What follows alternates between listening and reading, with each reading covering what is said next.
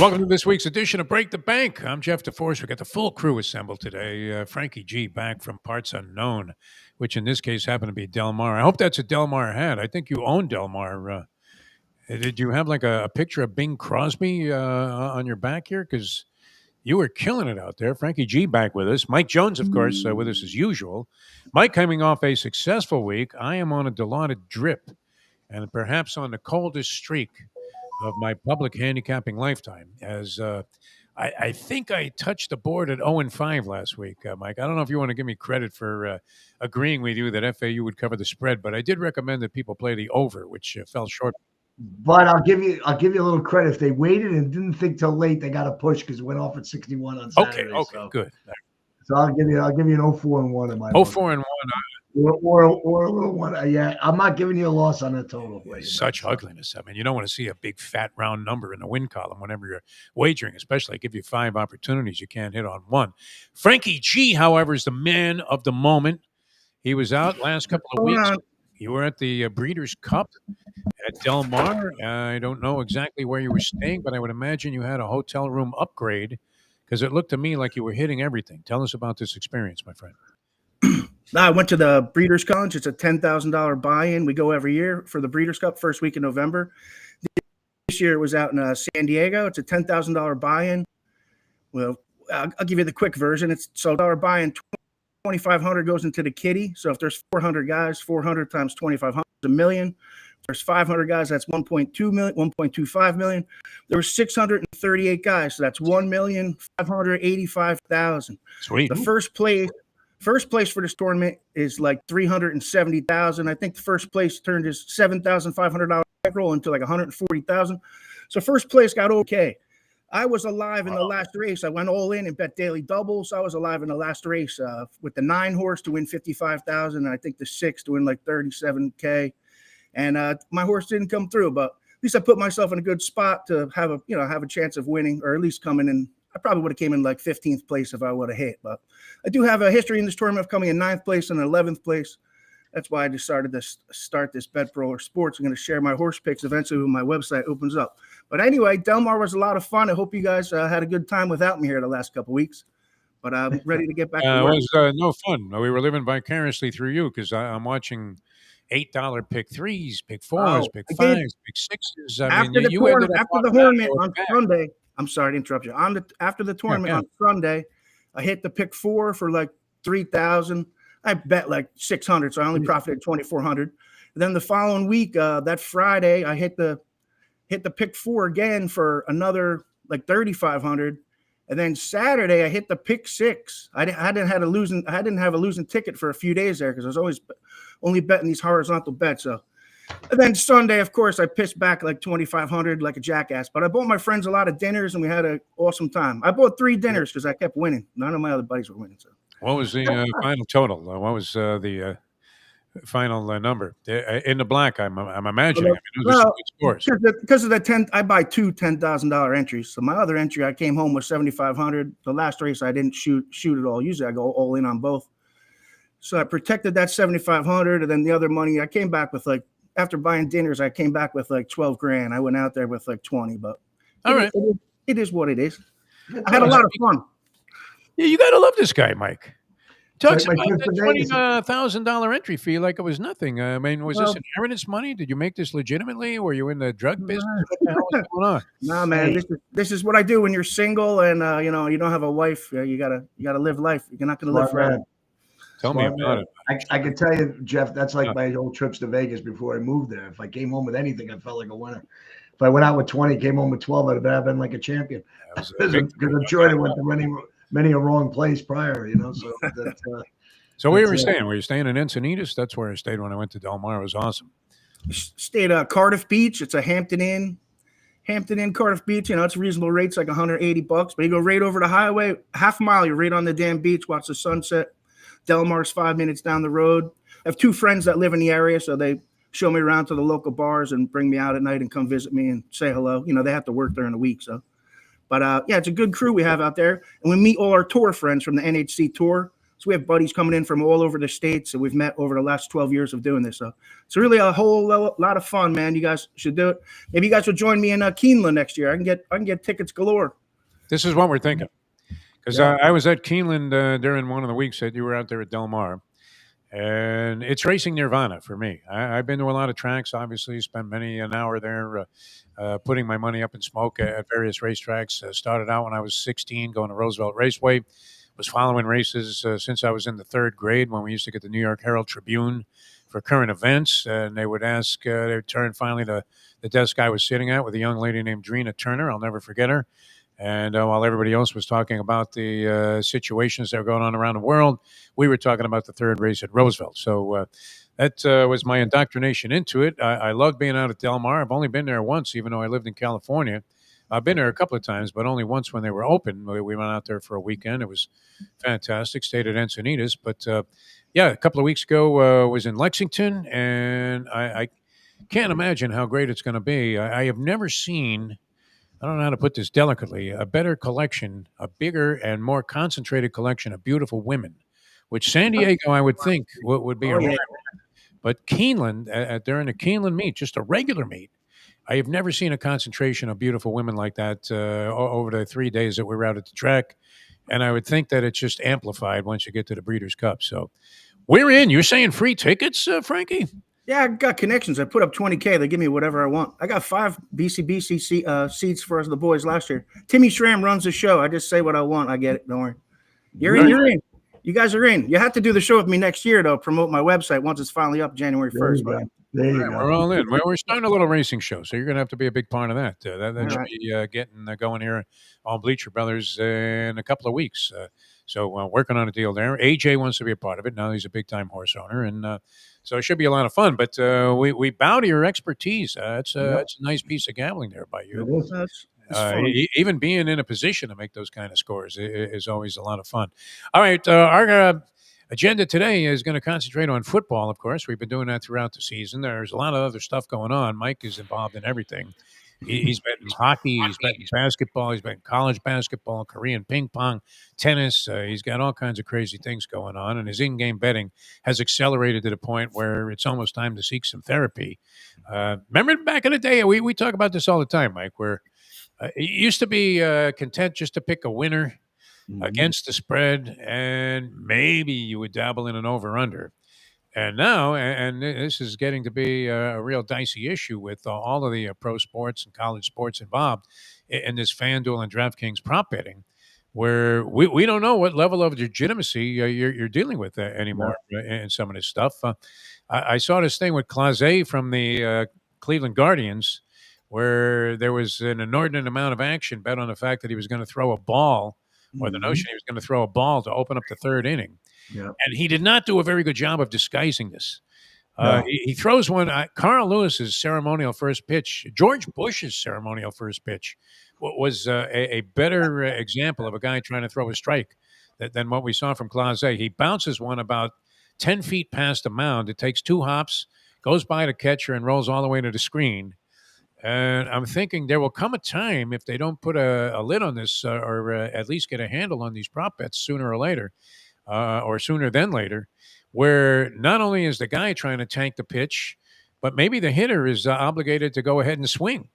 And that'll really, I mean, that'll be what the crucible when the two worlds meet, where one mobster family is backing the pitcher and the other is backing the hitter, and you don't know who to go ahead and arrest and charge with a series of gambling crimes. But that's another a whole chapter in the prop betting episodes. But we're going to try and pick some winners for you here. We've been doing this way throughout the season. 3 community games. All 3 of us are going to handicap a game. I don't know if you want my picks. I'm on a Delata drip right now. I don't know if you can see the IV right here after this 0-5. And then I was on another handicapping show yesterday, went 0-2. So 0-7. You're due, buddy. Smath Mac. Yeah, you started out ice cold, Frankie G. So and then rebounded nicely. So if you get rid of those first 2 weeks, I might be on the plus side. But there you go. I mean, it's a matter of timing. You got to judge who's hot and who's not. So 3 community games. We're going to pick them. 2 are in the pros. 1's in the college ranks. And then each of us are going to go ahead with 2 of our own selections. They could be common as well, but that hasn't necessarily been the case, I don't think, in any of the weeks that we've been doing this. So we'll see where we go from here. Mike, a nice 3-2 week last week, salvaged it, had FAU in their ball game at home. They easily covered the point spread, and I thank you so much for giving me credit when the line dropped on the over-under and not making it necessarily a total disaster for me last week. All right, we're going to start out in the pro ranks, and we have a couple of games there for the commonality. The first one we're going to do is Chiefs and Broncos. Chiefs and Broncos. The Chiefs are laying 4 points in this game. The game is in Denver. So the home dog is a factor here. Denver not overwhelmingly impressive on the offensive side, even though Sean Payton's supposed to be a quarterback whisperer and an offensive guru. Everybody kind of liked Bo Nix last year, but his potential hasn't flourished to the same level or advanced to the same level that you might have expected. They are struggling, staggering to score points. Managed to beat the Raiders 10-7 in a really ugly bloodbath last week. Now they take on the Chiefs, who just when you thought they were becoming somewhat invincible again, managed to fall back and lose a ball game. Let's start with you, Frankie G. Chiefs, Broncos. What are you seeing there? Like you said, the game opened up at 1.5. Now the spread's at 4. KC's coming off a bye week. Denver's won 7 in a row. KC, like you said, started off 0-2 for the year. So they're kind of on a 5-2 run. Now they got their shit together. So during the last 7 games, they scored 20. They're averaging 28 points a game. And like you said, also the last 2 games, Denver only scored 18 on the Texans and 10 on the Raiders. And shoot like 4 or 5 games back, they only scored 13 on the Jets. So they're a little offensively challenged. I think I think Kansas City's going to score their points. I see KC scoring like at least 23. I don't see Denver scoring that many. I think it's like 23-17. I'll take Kansas City minus the 4. All right, Frankie G, coming off that big weekend at Del Mar, actually like a big 2 weeks at Del Mar. He's going to go ahead and lay the wood with Kansas City.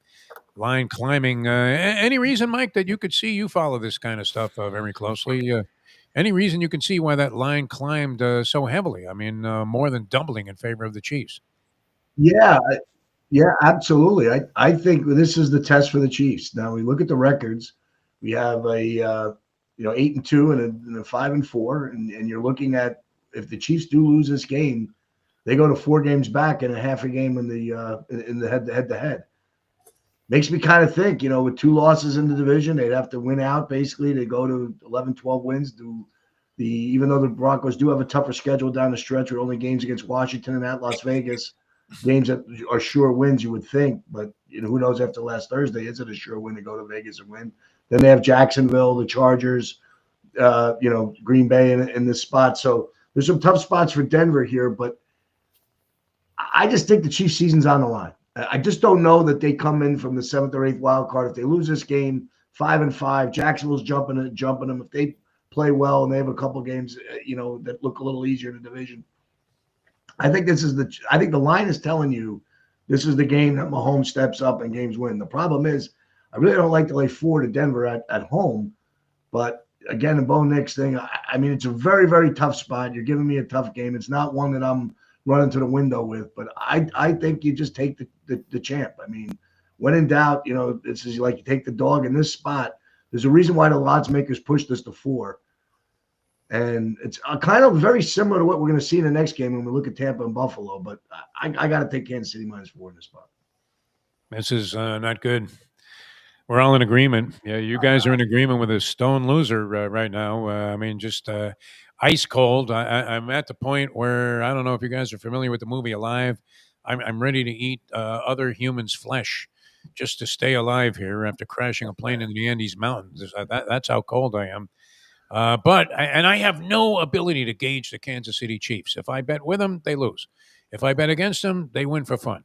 So that being said, I'm with you, Frankie G. I think the Broncos are seriously offensively challenged, and I don't know that you're going to get the job done. If you can only score 10 points on the Raiders, I don't know how you're going to beat the Chiefs. I think Spagnuolo also is in play for any coaching opening that's going to prop up, including Mike's favorite team, the New York Giants. Brian Daboll, I saw a list of potential candidates. Steve Spagnuolo's name, naturally, like in A Clockwork Orange, was mentioned.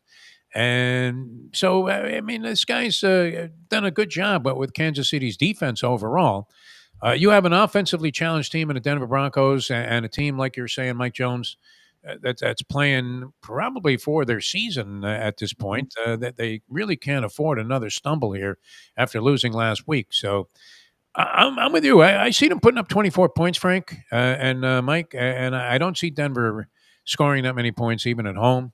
I'm going to go ahead like a fool and lay the 4 points with the Chiefs. And that makes eeny, meeny, and miny, and mo. If you're inclined to think that we're idiots, go ahead and send it in on the Denver Broncos. Jeff, let me just get after one other point Yeah. here. When was the last time you saw the 5-4 team on the road as a 4-point favorite over the 8-2 team? Yeah. And a team last year that was a field goal away from beating. This is a division game where teams that recognize each other, but yet you're still seeing this where the Sharps have pushed this game up from 2.5 to 4. That when the line moves past 3, it's a very significant move in this industry where you get over that field goal push. It happened again in another game where I saw that the Rams went from 2.5 to 3.5. But that is the home team that people are feeling they should go. This is the road team moving through the key number. I find that to be a fascinating fact, and that's what makes me lean more toward than analyzing the game in itself now. I believe the left tackle Josh Simmons is coming back after missing a few weeks. So that should boost the pass protection for Mahomes. Patrick Surtain is out for Denver. There's a lot of misses here that you look at that geared toward Kansas City getting this win. And this is the thing. Go back and look at these bets against Kansas City. You're not winning these games when Kansas City seems to be desperate. So that's kind of really what I'm running on, not necessarily digging deep into big numbers other than looking at the numbers saying, what do they know? Why is Kansas City the favorite here? And the spot's telling you this is why to take them. That's just. I'm thinking to get it together. I really, and I was not impressed. That Bronco game, not only was one of the most boring games I've ever watched. It happened to be was that the Thursday night game against the Raiders last week? I mean, and that's the only thing on TV. You end up turning on CNN, waiting for Trump to say something stupid. It was an ugly game to watch. It was a horrible game to bet. I did, and I think we both had the Raiders in that game, Mike, on at least one show that we did, getting the 9 points. You've been sort of an advocate for the Raiders, but if anybody, I mean, is on the hot seat after Daboll got fired, surprisingly, after less than a full season, people are starting to think that maybe the game has passed Pete Carroll by. He doesn't have the most favorable of circumstances there, but nonetheless, I think the Chiefs, with the importance of this game in terms of their possibilities for the postseason, I think they're going to find a way to win and cover this point spread. All right, going to go to the Bills, excuse me, and the Buccaneers. This number's a little large here, Mike. Let's start with you. Bills, Buccaneers, 5 and a hook. The Buffalo Bills at home. I don't know. I'm sure Frank was probably watching Mahoning Valley yesterday and some of the northeastern schlepper tracks. What was on TV? Horseshoe, Indianapolis. You had Parks. You had Finger Lakes. And if you were watching the conditions there, they were not necessarily favorable or conducive to playing football. I'm thinking maybe that worsens. I don't have the weather forecast, but if it does, Buffalo is going to be an abysmal place to be. 5.5 against the Buccaneers, who lost last week to the Patriots. Kept making moves in that game, but couldn't quite get it done. What do you think? I know you're a big advocate, and we were all over Baker Mayfield earlier in the season and how wonderful he was playing, and the fact that he was probably, at one point, maybe the leading candidate to be MVP. I don't know if that's the case anymore. Bills with a shocking, pathetic performance last week against the lowly Miami Dolphins right here in town. The stench is still hovering over South Florida from what the Bills left. Interestingly, too, and I don't know if you would ever see Don Shula doing this. Did you ever imagine that Don Shula would drive by the elbow room and flip the bird to the Buffalo Bills fans after a victory over the Bills, which during the latter part of his tenure was rare, right? You had Andre Reed and James Lofton just blowing by Louis Oliver, and they were losing by 30 points. Thurman Thomas would have 200 yards. So Shula didn't have that many opportunities to do that, but Mike McDaniel took it upon himself to do that. A little bit of audacity. I don't know. I mean, what did you make of that? The Bills have been, for the most part, very good, but they had a 2-game losing streak, bounced back, won 2 in a row. achieve the number one power ranking in some power rankings that I saw, and then come in here and lay an egg against the Miami Dolphins. What do you think? 5 and You a hook. can look at a shocker of the season being the Giants' win over Philly on that Thursday night, and you'd probably be trumpet with the shocker win of the year, the Miami Dolphins beating Buffalo the way they did, turning it over. Josh Allen fumbled on a tush push. Just no first downs in the first half, like just things that you just don't say not prepared. So it tells you the 5.5 push on the line is telling you flat out that this is a Buffalo win to dominate. Well, I gave in to Kansas City. I'm not giving in to the Bills. The problem I see with Buffalo is they can't stop the run. Buffalo can run the football. A little worried about the Tampa Bay Buccaneers going to Buffalo, playing extreme cold. That's always been a factor that weather could get them. It's probably why the line's boosted. Dalton Kincaid is going to be out. It looks like after the injury suffered this year is a big part of their offense. The receivers have been disappointing. James Cook fumbled. And the fact that their defense missing Ed Oliver and Daquan Jones in the middle, I don't know if Jones is back, but I know Oliver's not playing. It's a big deal. They're not getting the pass rush. I just looked at, I just think it's too many points. And I think that, again, another team desperate for a win. Buffalo kind of needs this win to stay in there, but they're probably a cinch to get one of these wild card spots just by looking at their record. But I just can't lay 5.5 in the spot. When I heard the line, I thought 3 would be a proper number. I'm just going to hold on to the 5.5. I have to take a dog today, and because I like 2 other favorites myself, so I'm going to take Tampa plus 5.5. All right, taking the points with the Tampa Bay Buccaneers. Frankie, what are you seeing there? Now, I just saw my battery's low. I got all nervous. Excuse me. Now, the Bills let up 197 yards on the ground to who the hell? To the Dolphins. So that's not good. So they're vulnerable against the run. Tampa Bay is 4-1 on the road this year. And I like the Bills to win the game, but I'm looking for Baker Mayfield, the way he runs the ball all around. I think he can keep it close just with his legs alone. I think the Bills win 27-23, but I'll take Tampa Bay in the points plus the 5.5. You're making for a lot more trouble here because I was on the fence on this one. I'll admit. I'm looking at the Bills right away, saying 5.5. They're at home. Could be lousy weather. Tampa Bay is certainly not accustomed to that, being here in South Florida, although we did have what was constituting or considered to be a cold snap. It got down to like 60 degrees, and people were flipping out. But not necessarily accustomed to playing in this type of condition. We know how treacherous it can be. That was an eye-opener against the Miami Dolphins. That was as big a stinkeroo as you could possibly participate in for the Buffalo Bills. You mentioned it, Frankie, the yardage given up on the ground. Dolphins hadn't been having, very inconsistent in terms of the running game. Tua Tagovailoa, all of a sudden, he looks like Kenny Stabler out there as a left-handed quarterback, and they're completing everything. Now, the Dolphins, of course, have a tendency to let teams hang in there even when they're playing well, which they did, and the Bills could not capitalize. Buccaneers now, after this loss to the Patriots, which was a weird game. I don't know. Mike, what did you make of that game? Because the Bucs had their chances to come back several times in that ball game, and the Patriots ended up prevailing and covering the point spread. But and now that puts a little bit more pressure on the Buccaneers to perform. I think both of you guys talked me into it. I was, like I said, sort of in the middle on this one. I think Buffalo, I agree with you, finds a way to win the game, but maybe they win it by a narrow margin. 5.5, a pretty generous allotment. Baker Mayfield and the Tampa Bay Buccaneers, we're all in agreement. We're in unison 2 games in a row, and I'm not sure if that bodes well for the fans out there that might be inclined to follow our picks. So if you're with us, good luck, and if you're not, certainly feel free to go against us. But I'm going to go ahead and take the 5.5 with the Buccaneers as well. So you guys laying out some pretty pristine logic. I'm thinking it's a generous allotment. The Buccaneers, either with a backdoor cover or somehow stay in the game all the way and games decided in the final moments, going to go against the Buffalo Bills in the 5.5 and take the Tampa Bay Buccaneers on the road and prevail there with the 5.5 points. All right, we're going to move to the – go ahead, Mike. 2 spots where you look at the greatness of the 2 quarterbacks. So you think if they both come through these rough game spots that they've been in, that they're going to get it done, and that's what you would assume. I just think there's less to Kansas City's problems and more to Buffalo's problems. Sean McDermott might be in a little bit of heat up there in Buffalo, and I just look at it's just a lot of points. They're at home and 5.5. Tampa's been pretty good all year. 2 big runs is what a lot of them lost in there. Henderson broke two huge runs in that game that basically put it on ice, and you can't shy away from anything New England's done. So losing New England by 5 isn't the worst thing in the world. I think you're really a pretty good team and actually beat Buffalo in Buffalo earlier. So that's my thought on Tampa. I just think they probably bounce back a little bit too. All right. So we're all in agreement so far. The two games in the common pool. We're going to move to the college ranks. Alabama and Oklahoma. Frankie, how you feeling about this one? Alabama, we have them now laying 6 in this ballgame, a pretty big number. We got number 4 Alabama 8-1 -6 to number 11 Oklahoma 7-2.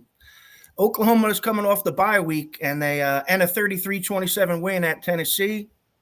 That quarterback John Mateer, since his hand surgery, seems fully recovered. I think he's playing very well. Alabama lost in week 1. Now they've rattled off 8 in a row. They're on a 17 home winning streak. They covered their last 5 at home. Last week, Bama plays LSU and wins 20-9, and they were in control of that game the whole way through. And I think this game is going to be something similar. I think it's going to be like a 24-13 type of game for Alabama, low scoring, maybe 24-17. Either way, I like Bama at home, and I'll gladly lay the 6 points. All right, Frankie's going to go ahead and lay just under a touchdown.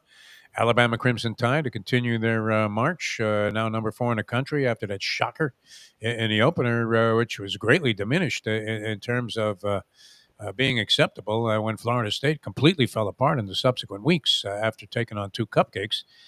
Mike, what are you seeing here? Are you inclined to take the points with Oklahoma, or are you going to go ahead and concede this one to the Crimson Tide?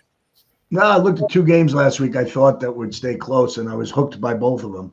In LSU with the new coach and Auburn with their new coach and losing by 6.5 with Auburn, losing by 7, 10.5 with LSU, losing by 11. Here's my thought on this game. I just really look at it like I think you come off that big rivalry. I like that Oklahoma's had a week off. Brett Venable with 2 weeks to prepare. A really strong defensive coach. Mateer playing a little better, getting healthy. I'm just not overly impressed with Alabama. I think they've been competitive a lot of games. I don't think they're really the team that they have been. Caleb DeBoer still feeling pressure, even in the frustration of a game that that they had last week. That I thought that if Nussmeier still continues to play, they took the guy out at 8, and he was 18 of 21, and the new interim coach relieves him. Thought that was kind of weird. I just look at it like kind of put a young guy in there, was kind of looking to do more with his feet. It was only 5 of 11 of 50 yards, might have taken away a little bit of the momentum from what LSU has. They take their captain quarterback out. So I thought there was a lot of weird things that I saw in that game. I like the dog in this spot. I just think Oklahoma's a lot better than people think. They've had a successful year. I think they keep it close. I don't know if they win, but I'm going to take my chances that Oklahoma's defense shows up. Tough place to play. A little more pressure on Alabama at this time, and that Oklahoma lose maybe a 23-20 game, or maybe Oklahoma sneaks out a win. All right. A little disagreement for the first time. We have guys on different sides of a ball game. I'm siding with the hot guy here, which is Frankie G. After this enormous score. I mean, he basically owns all of La Jolla at this stage of his life. He's sending in $10,000 tickets in tournaments, buying 2 of them, not even 1, and not splitting it with 16 guys, just putting his own money up. I think he's playing with a lot of confidence. He's shooting from the hip here. Alabama ranked number 4 in the country. They're only behind the 3 unbeaten teams. Indiana maybe a little bit exposed last week. They were life and death to pull out their victory and stay unbeaten.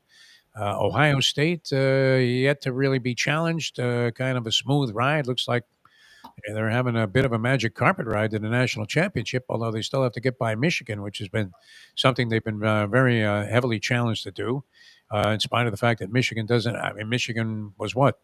Like a 20-point dog last year, and they managed to knock off Ohio State.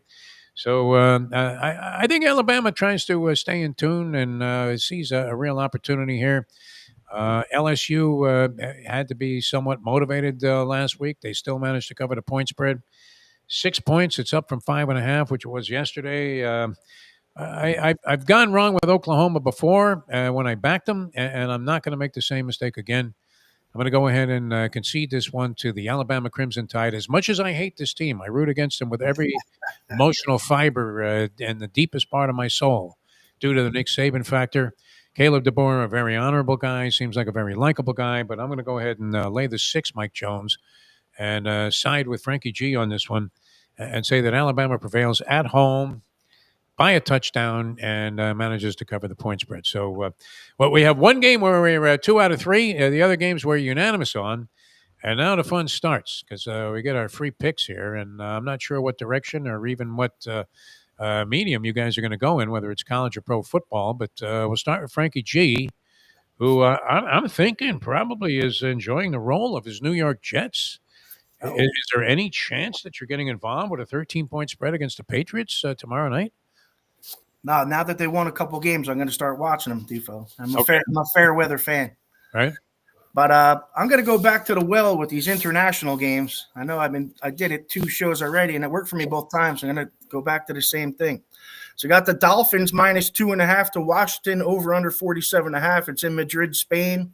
Since 2007, these international games, the favorites straight up have won 44 times to 16 at a 73% clip. Favorites against the spread, 38, 22, and 1. That's a 63%.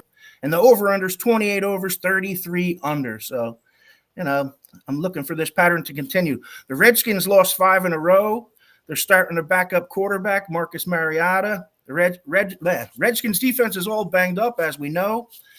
And the Dolphins just beat the Bills 30-13. They gained 197 yards on the ground. And I don't think the Washington Redskins are going to stop them at all. I think Dolphins easily can run the ball on the Redskins, Commanders, whatever you want to call them. So I like the Fish minus 2.5. And I think the Fish win like 24-17. I'm also going to go 24-17. That equals 40-1. So I'm going to take the under 47.5 too. And then I'm going to throw in another teaser because it keeps working for me. So we're going to do a 2-game teaser. We're going to tease the Dolphins through the magic number of 3. So Dolphins plus 3.5 and tease it up and take under 53.5. So those are my bonus bets for you guys. I love it. Frankie gets involved. He takes one game and he just tries to annihilate it. That's the beauty of this guy. Just go ahead and key a horse and go ahead and wheel him and exact his doubles, superfectas, hectafectas, pentafectas, whatever you can come up with. Likes the Dolphins in this game, laying 2.5 against the Washington Commanders, Mike Jones. What's going to be the first of your picks? Because he combined them all there together, going with the under as well. I'll tell you what. I think he's got to lay 3 now, but I kind of like his pick. That was be one of mine. So I'm going to start playing around with this a little bit differently and go find something else to play. But one of the games I just really spotted as we were talking here that I find interesting is Indiana's playing Wisconsin. Wisconsin's had 2 pretty tight games lately. They got a big win against Washington last week, beating them 13-10. And the week prior to that, they hung in there as a 33-point dog against Oregon, lost 21-7. And then if you go back to the Maryland, Michigan, Iowa, Ohio State, Oregon, and Washington, the last 6 games they played, not one of these games have had over 40 points in it. So I'm going to take the 29.5 or 30 with Wisconsin and hoping if they score a touchdown at all, that should make the 30 points pretty good because these games don't go over 40.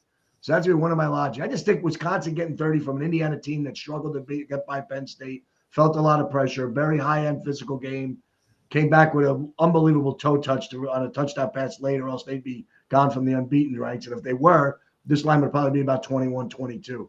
I haven't seen Wisconsin get 30 points since they played Ohio State. They were getting 27.5 at home and lost by 34. But they played better in the last 2 weeks. Maybe Luke Fickell's found something with this team. I'll take my chances with 29.5 with Wisconsin. I'm going with Frankie G on my first free. That and we kind of got reversed here in the connection, but the Dolphins, that was impressive last week. As a team in total disarray, just fired their general manager, Chris Greer. I don't know if it's addition by subtraction, what inspired them, but everybody thought they were going to get creamed by the Buffalo Bills. The entire universe was all over Buffalo. We thought the Dolphins would go to Madrid 2-8. Turns out they not only win the ball game, but they win it convincingly, run away and hide in the second half after kind of hanging around. Tua looked pretty sharp. And the running game with A-Chain, I think this guy's a terrific back. I don't know why they haven't been able to get him off more, but he has 2 long runs for touchdowns. Happens to be a client of a good friend of mine who's a sports agent, a guy named Brett Tesler. And He had Raheem Mostert and many others in the league. He's taken over the reins there, negotiating for HN, and I think he made a statement. I think Brett probably put a call in right away to the new general manager, this guy Champ Kelly, and said, "Hey, my guy needs more money. Got to play him more." But I was impressed. I didn't think the Dolphins were nearly as bad. We were laughing about it earlier in the year, saying they were the best 1-5 team in professional football at the time, where there were 2 or 3 teams hanging around at 1-5. These games in the international games usually are under is the feature, as you mentioned, Frank. It's been the majority of the times because the field usually sucks. I'm thinking the Dolphins are good to cover. You're saying it's 3 now, Mike Jones? I think they're good to a hook in this ball game. I'm going to go ahead and lay the 3 with the Miami Dolphins against the Washington Commanders. Not sure what the total is going to be. My inclination would be to side with Frank and go ahead and parlay his teaser and bump up the under a little bit and have them be under 50 something, because usually these games are really, really dull. But I'm going to go ahead and take the Dolphins and lay the points with the Miami Dolphins. So I'm sort of being Mr. Chalk here today, except for the pick on the Buccaneers, which you guys talked me into. But I think the Dolphins can cover this point spread and beat the very challenged Washington Commanders at this point with Marcus Mariota at quarterback. Doesn't impress me, and I think the Dolphins can win this game and go to 4-7. All right, Mike, what else do you have for us on the free picks? All right, well, I'm going to go to the NFC North and talk about the team that knocked me out last week and took away my coach. Talk about the Chicago Bears. And yeah, the Bears look great, and Ben Johnson is this and that, and everybody's happy with the Chicago Bears, 6-3, and Caleb Williams figured it out. Well, let's go back and take a look at this team as we look at it throughout the season, right? They take on the Dallas Cowboys, who were struggling at the time, and beat them 31-14, team with a losing record. They go out to Las Vegas and win on a last-second field goal, 25-24. They get a break when Washington fumbles, 25-24. They beat them back-to-back, same scores, 2 teams with a losing record. They beat New Orleans, team with 2 wins, 26-14. They lose at Baltimore and then come back and have a crazy comeback against Cincinnati, game they should have lost, and another game they should have lost to the Giants. What do all those teams have in common? Teams with a losing record. Well, one of the best teams in the league with a losing record, I think, is the Minnesota Vikings. I think 3 is a short number. I think they might get blown out again. I think the Vikings come back after their loss to Baltimore. And I think J.J. McCarthy getting a little bit more comfortable with the quarterback position. I look at, the Chicago on the road again. Struggled in the division road game in Detroit in the Dome. I kind of think Minnesota here's the side laying 3. All right, I'm going to take a little shot here. And once again, I'm embracing the chalk. I feel very guilty about this. And I probably will have to answer to this my first day in hell. But I hate betting on this team. But I'm more or less taking a stand against the Arizona Cardinals. I don't think they're very good. They're in a state of disarray. They have gotten some mileage out of Jacoby Brissett, who's a serviceable backup, but going against the 49ers, who have been somewhat of a surprising team this year at 6-3. I didn't think they were very good. They managed to kind of maintain things, even with Mac Jones as their starting quarterback in there for Purdy. 2.5, not a ton of points to lay with the 49ers. I think the 49ers will win this game. And I'm going to go ahead and lay the 2.5 with the San Francisco 49ers over these Arizona Cardinals as my 5th, rounding out the 5-pack of games that were recommended that you guys wager on. Any horses, Frankie, before we let you go, that you can give us? I mean, we really need to make a big score here. One thing about horse racing, you don't have to worry about the end of the season. Even after the Breeders' Cup and the World Championship, you still have all of these tracks going on at nearly, a weekly basis, certainly 4 or 5 days a week on almost all of them. And they're back in action again this week. But anything strike you from the horse racing world? Defo, the next big tournament for us is the Pegasus, which we're going to come down to Florida. Hopefully you'll meet us there like you did last year. Absolutely. But that's, when's that in?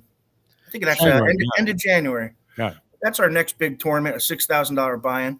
But most of the time from here on out, playing the racetrack every day, like exactas and trifectas and shit, that's like, it's too much of a takeout. They take out like 25%.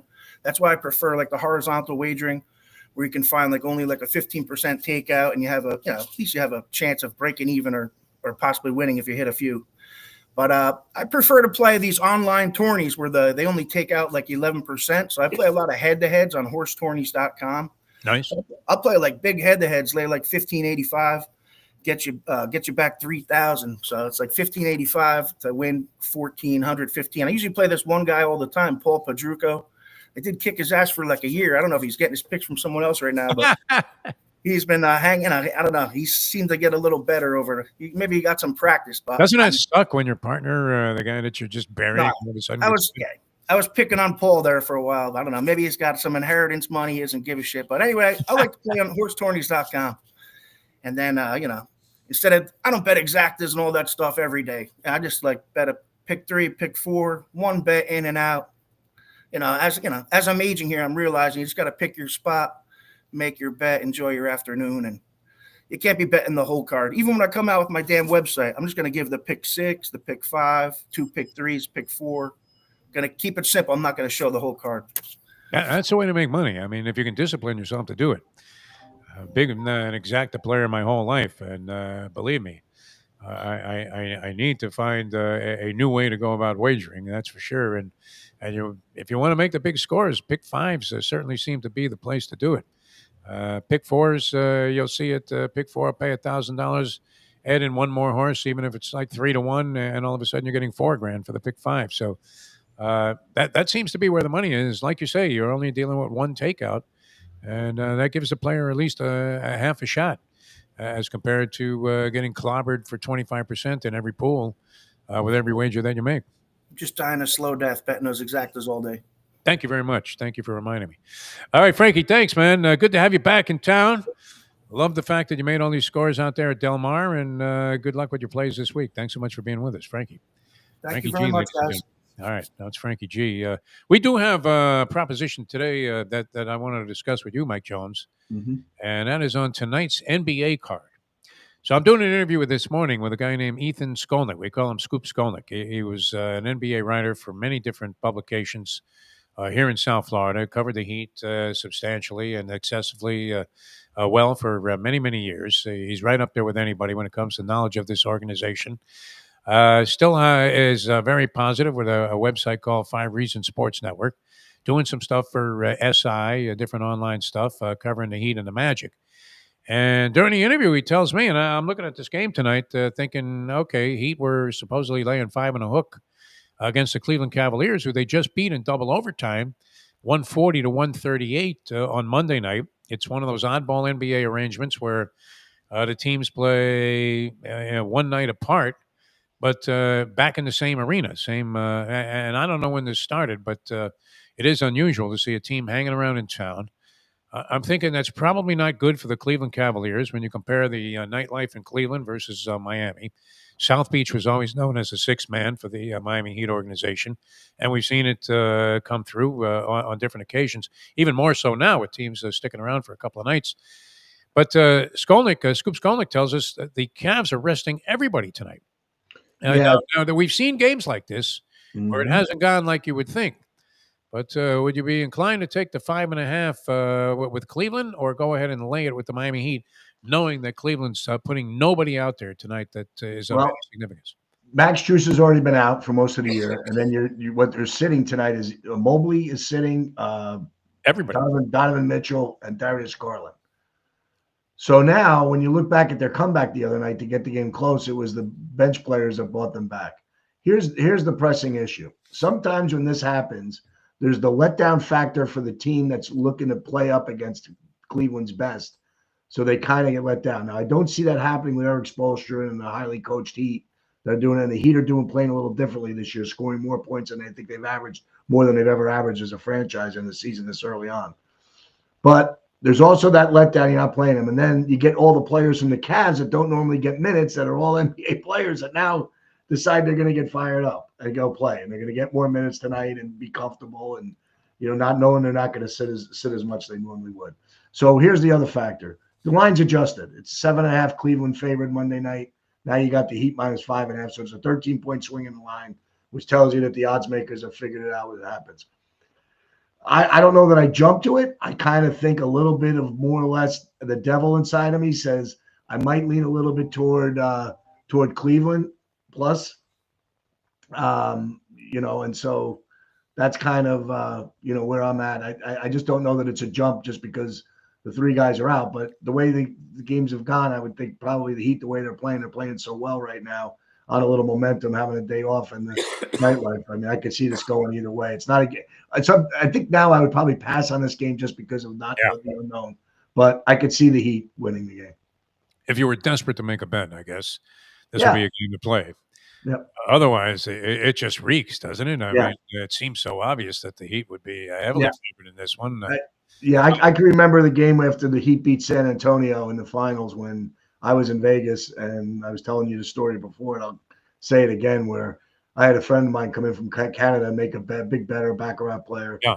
And he followed the NBA, and the Heat were a 3-point favorite, and all of a sudden you started hearing Duncan was out, and Parker was out, and Ginobili was out, and Kawhi Leonard was out, and next thing you know, 6 players, the top 5 of the starters and a bench player were out for San Antonio. They were going to find a way to suit up 8 players for the game. They had to go through the bench, and it's Patty Mills goes for 40, and I'm looking at the game and telling the guy, Jesus, the Heat are down 7 in the third quarter. And it's like, it was that ultimate letdown. The Spurs ended up winning the game, and we were all shaking our head in the sports book watching it because the books made a killing because the line went from 3 to 11 because all these guys were out. And, the Heat, when would it stop? And the gentleman had a big lay on with -6.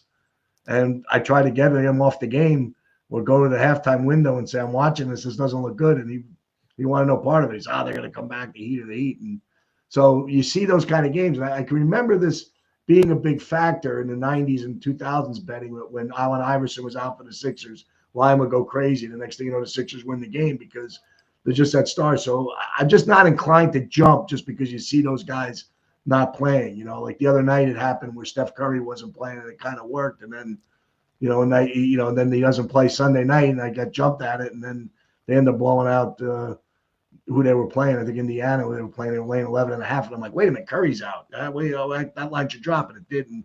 They end up, they're down 1 at halftime and win by 20. So it's hard to figure out what happens with these games with these teams, especially in the NBA night after night. So you're saying, hey, chill out, watch the game, and I'd say get a feel for it. Maybe a lot better at halftime. Yeah, I mean, it's like you're getting a feel like to see who's waking up and what they're playing. But the Heat are playing pretty well, and I just saw a clip that the Clippers people are really upset that they let Norman Powell out the door. Now they found out Bradley Beal is going to be out for the year, so the guy to replace Norman Powell is not going to be there. So it's like everything you see in this league, but the Heat find a way. There's something true to Heat culture. Guys come down here, they adapt, they seem to like it. As hard as they're going to work. If you're a hard worker, Norman Powell is, you would think clearly this is something that was kind of good. So, yeah. Oh, you're talking about addition by subtraction. I mean, getting rid of Jimmy Butler and all that drama that he created last year certainly hasn't hurt the Heat's position. Yeah. And you got to love Eric Spoelstra. I mean, his house burns to ash. Right. Fortunately, nobody hurt. Nobody was there at the time. He's coming back from a trip. He gets home about 4:30 in the morning. That's right about the time that the house was leveled by a fire. And he's out there coaching the next day. Yeah. So he's got these guys buying into whatever it is that he's doing, running less plays. I guess they're sort of making this pick and roll optional and going away from some of the strategies that they've employed in the past. Seems to be working. Powell's been great as an addition to the Heat. And I don't know what level of contribution my man Pat Riley had in the reconfiguration of this team, but even without Bam Adebayo, team still manages to find a way to win. Tyler Hero scheduled to come back soon, so maybe some possibilities there for the Miami Heat. A couple of things here, and I know you love this kind of stuff. My buddy, the Polyman, sends me this information as if it came from the DeForrest Research Department, talking about streaks, against the spread streaks and over-unders. The Dolphins, after 6 straight overs, now 3 straight unders. The Patriots, 4 straight overs right now. Kansas City, 5 straight unders. The Bengals, 5 straight overs. New Orleans, 6 straight unders. The Ravens covered the last 3. The LA Rams and Seattle both have 4 straight wins against the spread, and they face each other this week, so there's a clash of the spread titans. Jacksonville, 4 straight losses, and that was an incredible loss. You talk about snatching defeat from the Johnson victory. My God. I know the feeling. Happened to us in Denver, down up 18 in the fourth quarter. They're up 19 to start the fourth and blow the game. Incredible. 4 straight losses against the spread for Jacksonville. Washington, 5 straight losses against the spread. So that bodes well for Frank and me with that selection of the Miami Yeah, Dolphins. and I can tell you, I'm going to give you a good one here, Gfo, not to scare you off, but yeah, I like the Dolphins too. I really do. I think it's an early morning Sunday game. It's called the bailout blitz. If you get that game in, you don't have to chase 1 and 4 o'clock games. So jump on it in the morning. Yeah, I look at Washington, seeing them watching them play Detroit, and I snuck the into team that lost, game. don't they? Yeah, I had Washington. Detroit was one of my games last week. I just feel you lose it. Nowadays you just wonder, is it about your brand and your health, or is it about the win and loss? And I look at Washington and being a 3-16 now after all that was expected to them, getting to the championship game, all that stuff. They're a veteran. They're one of the older teams in the league. You just got to wonder. Now they lose another heartbreak game. They get blown out. They had to go on a plane and go out to Germany, Madrid, Spain, and go over. Do they really want to be there? And now you have the Dolphins with a little bit of mojo after a win. I think it's a close game, but I just look at the Dolphins like in the beginning of the season, you thought this would be a looking forward game because you thought Dolphins would hang in there and be very competitive. And now both teams basically with the same record now as you get over there. And it's like, well, what are you going to expect? So I just very difficult game, but I like what Miami's been doing lately, and they're playing better. It seems like, even though they got rid of Jalen Phillips, and you're thinking he played very well Monday night, as we saw. But yeah, I'm with you on the Miami game, and the other game I'll talk about is the big game of the week. I got a sneaky suspicion Seattle goes into LA and wins, and Seattle's playing really, really well. I saw the line pop to 3.5 and went over that key number. And some of these things that you see in the tourists cover are not. So a little worried about the Kansas City game a little bit because I think that could be a tough game, but I just think it falls Kansas City's way. But but Seattle, I think, is playing as good a football as anybody in the league. The winner of this game gets the leg up in the division and probably possibly home field advantage throughout the playoffs. I mean, I just think these teams know each other. They're so close. I think it's a must-watch game, and unfortunately, it's not going to be on locally here. But it's a 4:05 start. It's not even a national game. I think Denver and Kansas City is the national game at 4. But I think that's going to be a great game, and I lean a little bit Seattle. Seattle's looking great. The Rams look great in their last ball game. Looks like they're having fun, and that's part of the thing that makes betting suspect. If you buy Cooper Kupp going back to LA, yeah, that's also a nice little. I mean, and even with the Dolphins, I mean, all of the conversation was that Mike McDaniel had lost the locker room. The players didn't respect him anymore. He was too much of a goofball, and they were losing, and that exacerbated the situation and made it even less likely that he was going to be able to command the kind of respect it would take to get them to play some disciplined football. I didn't see any of that after they beat the Bills. The celebration in the locker room was very festive. And then beyond that, McDaniel himself drives by the elbow room in Fort Lauderdale and flips off the bird to, I don't know that he did that, but was trolling the Buffalo Bills fans. And you're thinking, this doesn't look indicative of a team that seems to be in total disarray. So I saw something on First Take about the other game I picked, Minnesota, that Cam Newton went after everybody for thinking that the Bears have this thing going on and all that. And that's why I brought up that they don't have any wins against winning teams with winning record. Now, Minnesota also falls in that category, but I think they're probably as good a 3-win team and a 4-win team as there is in the league right now. I just think it's a really tough spot for Chicago after what I saw last week of them. The Giants handed them a game. Like, they'd be a 6-7 point dog if the Giants had won that game last weekend. So it's kind of like one of those things where these games fall in certain plays and times of the year that, they really haven't. I think Chicago's a little overrated. I think Minnesota gets one out of them this week and big. Does Joe Shane have pictures of the Maras or Tisch? How did he keep his job? You know what? I think it's. Why would you let this guy pick the next coach unless he was going to be around for? Well, I think they're telling him that. I think what they're doing is this, Jeff. We got 3 games left. Then we have a bye week, and then we have 4 games against teams with losing records. But we got Green Bay, Detroit, and then New England. We're going on Monday night. Jameis Winston's going to play. I clearly think it's the right move. I watched Russell Wilson against Kansas City, and then watching him, he's starting to fade down, look at the rush. I think Chicago figured it out after the one pass he threw, a little bit of a swing pass to Singletary where they missed a tackle and he went 40 yards. Other than that, he threw for 50-something yards. They started to realize he's not seeing the field. He's not picking up pressure. I think it was a cold day, all that stuff that brought him off the bench cold. And it just didn't look right. And I think they're making the right thing. I think Jameis brings a little spark. He's got that fun little rap that he throws all the time. I enjoyed watching him last year in Cleveland. Was happy when we brought him in. We didn't know we'd get Jackson Dart, so bringing Wilson in was the right move. But I think this is the right move by Mike Kafka to bring Wilson in. I think he'll give the team a little spark. I think we'll be competitive. I really like Green Bay. If Russell wasn't started, Green Bay would have been one of my picks. The fact the line went from 7.5 to 7 that they announced Winston, that the odds makers are starting to think it.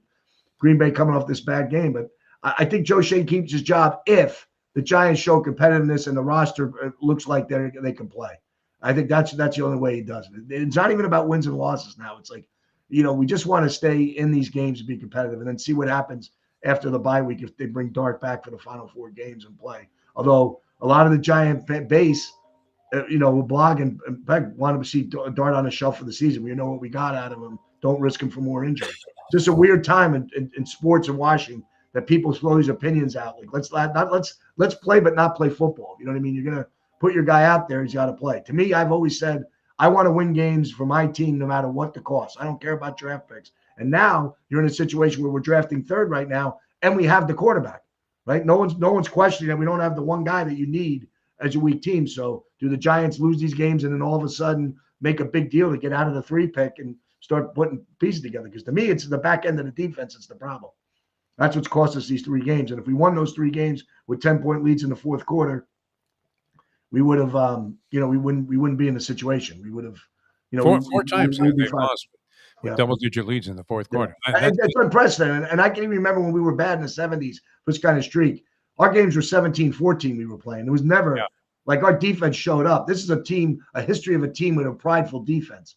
And it's, great players like Lawrence Taylor, Brad Van Pelt, Sam Huff, all these guys that we've watched over the course of time. And now you're in a situation where you're seeing a great pass rush, supposedly. Everybody said on paper that can't get a guy down last week. We had like 10 shots at Caleb Williams and we couldn't bring him to the ground. If we do it one time in the 4th quarter, it changes the whole momentum of the game. So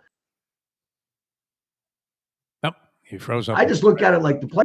If Neighbors, Dart, and Scottaboo don't get hurt, he's probably still the coach. Do we take into consideration injuries and things like that? So, that's all I look at. I think the team overall is better than they were last year at this time, even though we're basing the same record. But something's got to happen. All right. Always good stuff. All right, we're looking forward to a great week. Got action tonight. The board is full. You're betting hockey. You're doing just about everything, Korean ping pong, everything that you're involved in. Thanks so much for being with us. Thanks to Frankie G for joining us. Coming off that successful run there where he was just pounding it at Del Mar. You got to respect that. For Mike Jones and Frankie G, I'm Jeff DeForrest. Thanks so much, Bleacher Brother fans, for tuning in. We'll catch you next week, the next edition of Break the Bank.